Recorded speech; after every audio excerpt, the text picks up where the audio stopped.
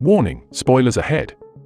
Today, I'm going to recap a Korean crime drama movie released in 2017, called The King. A young prosecutor got involved in an elite chief prosecutor's crew. He gets the taste of power that can control everything around him. But he soon learns that real power comes with a price. How will it turn out for him? Let's find out together. The movie starts with three men talking and joking in a car. Suddenly, they get into an accident. As their car spins around, our main character, Park, thinks that he will die and his life flashes past before his eyes. So who is he? Let's start from the beginning of his life. His father was a crook who likes to steal, gamble, and get into debt. Fighting was the only thing he could learn from him, so Park became the #1 delinquent student. One day after school, he saw his father begging a man that he could easily beat in a fight, only because that man was a prosecutor. At that moment, Park realized that it was what real power is and decided to become a prosecutor even though his grades were terrible. Fortunately, he later found out his own style of studying. This made his grades improve a lot, to the point that his teacher thinks he was cheating, but eventually was proven wrong. Park even got the highest grade in school before getting accepted into Seoul University. He continued studying until he eventually managed to pass the bar exam. Everyone in his hometown celebrated his success. Park had to go through a 2-year training to become an official prosecutor. During that time, he saw a woman driving an expensive car who confronted two men arguing because of a crash. An absolute badass lass named Lim. Unexpectedly, he met her again on a blind date. She left early, saying that she only went to the blind date to please her father. She thought that prosecutors are only into submissive women, which was absolutely not her. But he convinced her otherwise. They ended up getting drunk and making love passionately that night and got married 6 months later, just as he officially became a prosecutor. On his first day, he learned that prosecutor is hard work that doesn't pay much. But Park persisted in handling small petty cases until he was faced with a case of sexual abuse to a high schooler by her teacher. He found out that the case had been suspiciously settled even though the teacher should be in jail, as all the proof was available. His colleague told him that the teacher's father was a wealthy former congressman in Seoul, while the victim was only a daughter of a mentally impaired street food vendor. Either way, Park still called the teacher to meet him, and he got annoyed by the teacher's arrogance that he ordered the police to put him in jail as he prepared the case to go to court. He met with the victim, her mother, and even her school friends to get more witnesses. Once he had everything ready, Park suddenly got visited by a senior prosecutor, Yang. He invited Park for a late-night snack, but for some reason he brought him to the elite strategic department's office instead. Yang showed him tons of influential cases and secret documents, then asked him to join them under one condition: Park must drop the sexual abuse case because the teacher's father has close ties with the department's chief. Park was hesitant, but Yang said that a good prosecutor needs to know when to take a good opportunity and use sensitive information to their advantage. He then shows him a scandalous video of an innocent actress from the secret stash, telling Park to think it over. As he imagined the actress being naughty with him, Park decides to drop the case. Later, it was revealed that even though Park dropped the case, he raised the settlement fee 10 times its original sum. He was thanked by the victim's mother, but he still felt guilty. That night, Yang invited him to a party at a penthouse, where the elite prosecutors and influential people related to their work gathered to party. There, he met with Chief Prosecutor Han. He was respected by even the most influential people there. The abusive teacher was there too. Park didn't acknowledge the teacher, even when Yang told them to drink together.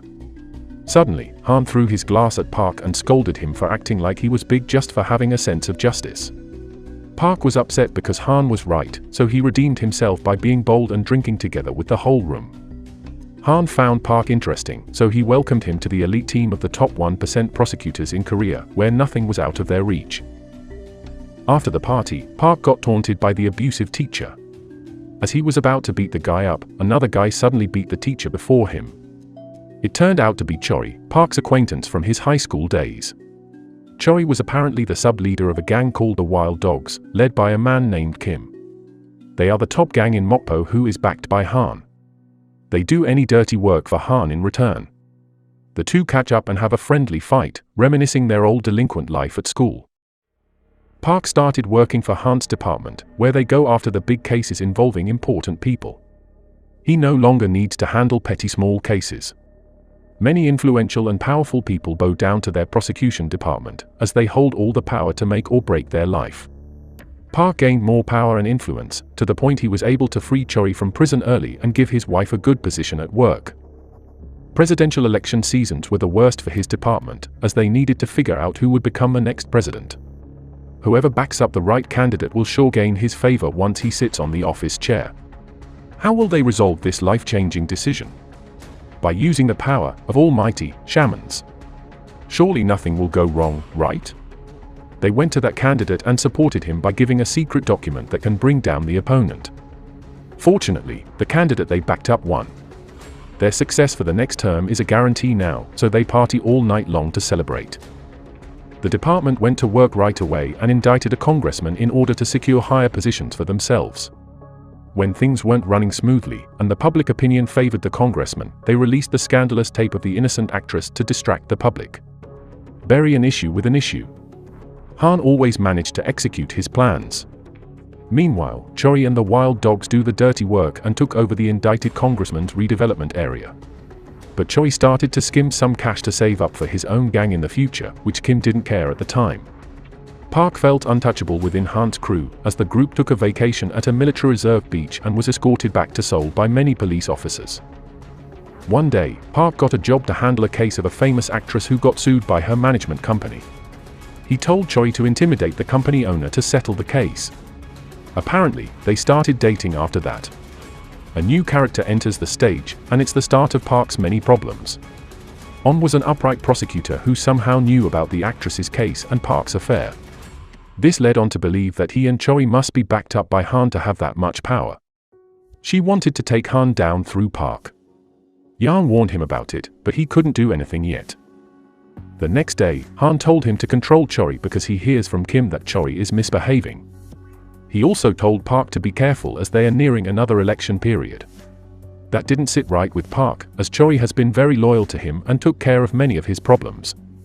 One day, Choi asked for his help settling in Seoul and forming a new gang. Park didn't stop him, even though it was a very bad and risky idea. Choi started to expand his turf and skimmed off more money, causing Kim to get suspicious. Meanwhile, Lim went to his office to drop off his belongings, as she found out that he was cheating with the actress. This forced Park to move back to his father and sister. Was this On's doing? The election was nearing, and there was a candidate named Ro wanted the prosecutors to be more fair and transparent.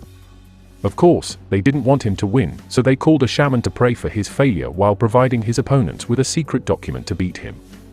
Unfortunately, Ro still won the election, causing Han to be very upset. At the same time, Choi admitted his ties with a prosecutor in a public newspaper. This made Han even angrier, to the point where he beat Park and Yang up. Afterward, Yang suggested putting Choi in prison so he doesn't cause more trouble, and Park reluctantly agreed. He thought it was better for Choi rather than being killed by the wild dogs. Han and his crew now focused on rebuilding their power. If Ro found out that they gave his opponent a secret document, he would take them down for sure. Out of desperation, they acted more aggressively, almost like a gangster rather than a prosecutor. But in the end, they successfully shut down the losing party before they can snitch on them, removing a thorn for the ruling party while winning their favor. After helping them out, Park was reassigned to the south of the country to lay low for some time. During his stay there, Ro was facing an impeachment crisis. He finally got impeached, but even when Han's team had risen back to the top, they still told Park to stay and wait there. One day, Park went to visit Choi in prison. He told Park to protect his men from the wild dogs by giving them his money stash, but instead, Park gave it to the wild dogs and took some for himself, thinking that it's the only way to keep Choi's men safe. One day, On visited his seaside resort. She seemed to know everything about their social circle. Then, he went to Seoul to warn Han's crew, but they told Park just to go away and stay silent as he was outcast from the crew. Park just realized that and comes back to the resort feeling depressed and powerless. Choi had been released from jail, and by now, of course, he knew of Park's betrayal. The wild dogs had retaken Choi's turf, and all his money was gone, so he wanted to get revenge. He followed and then called Park to confront him. Park, who was drunk, just said in desperation that Han also betrayed him and that nothing mattered anymore as it's over for him and Choi. At home, Park was unexpectedly greeted by Yang and Han, who invited him over for some drinks. Thinking that he can rejoin the team, he followed them. This is where the car crash took place. The one who hit them turns out to be Choi. The three men are brought to a hospital, but for some reason, Han and Yang are secretly moved to another hospital. Later, he finds out the truth when he catches one of Choi's men, who tells him that Choi deliberately crashes into the car to save Park's life. Apparently, Han and Yang were trying to bring Park to Kim and silence him. Choi becomes a target for helping Park and goes on the run for a few months before eventually getting tired and just barging into the Wild Dogs headquarters, where he gets mauled by the dogs, making Park feel awful for losing a good friend because of his mistake. Park spirals into another drunken depression when his sister comes over to tell him that their father was arrested. He calls Yang, who tells him to quit being a prosecutor if he wants them to release his father. Park, who has been drinking, chugs his drink and passes out, wondering what would happen if he stayed upright and helped the molested girl that time instead of joining Han's crew. He decided to take revenge, so Park quit being a prosecutor to free his father. He then takes what he had left, goes to Seoul, and sets himself up for a new life. Park visits On, who also lost her job, saying he wants to catch Han. She doesn't think it's possible, as Han is now the director and Yang took over his position as chief prosecutor, but Park has a plan.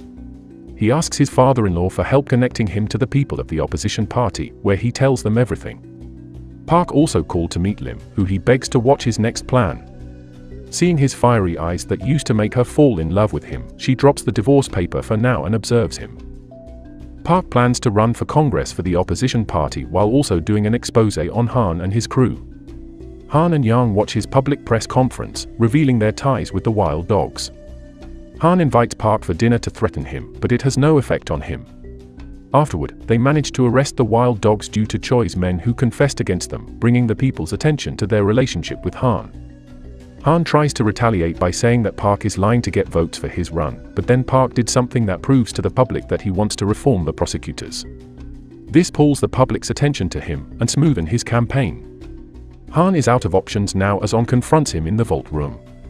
The movie ends with Park waiting for his election results to be announced. Will he win?